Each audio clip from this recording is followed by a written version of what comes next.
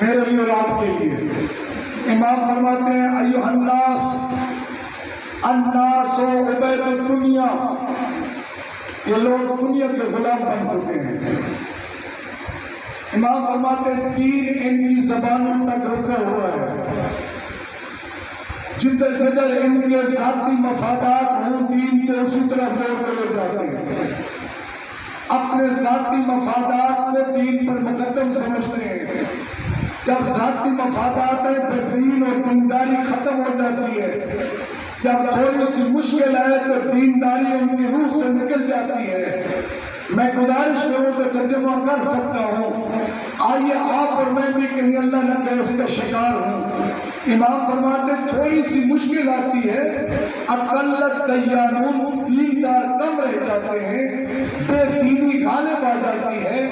میں ایک مثال اگر دینا چاہوں تو بڑی جرأت سے دے سکتا ہوں، میں نمازی بھی ہوں، میں حاجی بھی ہوں، میں سوار بھی ہوں، میں بانی بھی ہوں، لیکن بیٹے کی ہوتی ہے شادی، اب مجھے نہ حلال کی تمیز ہے نہ مجھے حرام کی تمیز ہے۔ وہاں پر کنیوں کو نچایا جا رہا ہے، وہاں پر ناچ گانا ہو رہا ہے۔ اس کا مطلب امام حسین کا فرمان درست ثابت ہو رہا ہے، اپنے مقصد کے لیے وہ دین استعمال کرتے ہیں، تھوڑی سی مشکل ہو جاتی ہے تو دین ان کے دلوں سے نکل جاتا ہے۔ آج جن کی بیٹے بیٹیوں کی شادیوں میں حلال اور حرام کی تمیز نہیں، ویسے تو بڑے اپنے آپ کو موالی کہلاتے ہیں، بڑے اپنے آپ کو پتہ نہیں کیا کیا کہلاتے ہیں، لیکن پتہ اس وقت چلے گا جب انسان امتحان کے موقع میں ہو اور اپنے دین کو ثابت کرے۔ یہ کربلا کا میدان پیغام ہے۔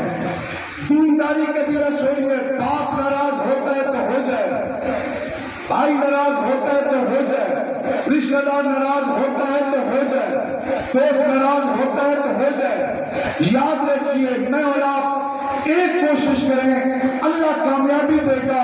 کوشش یہ کریں رب راضی ہو، بے شک مخلوق راضی ہو یا نہ ہو، رب راضی ہونا چاہیے۔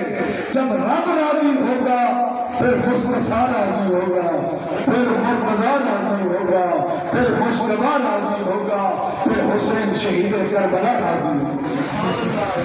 امام علیہ السلام کربلا میں پہنچ چکے، امام علیہ السلام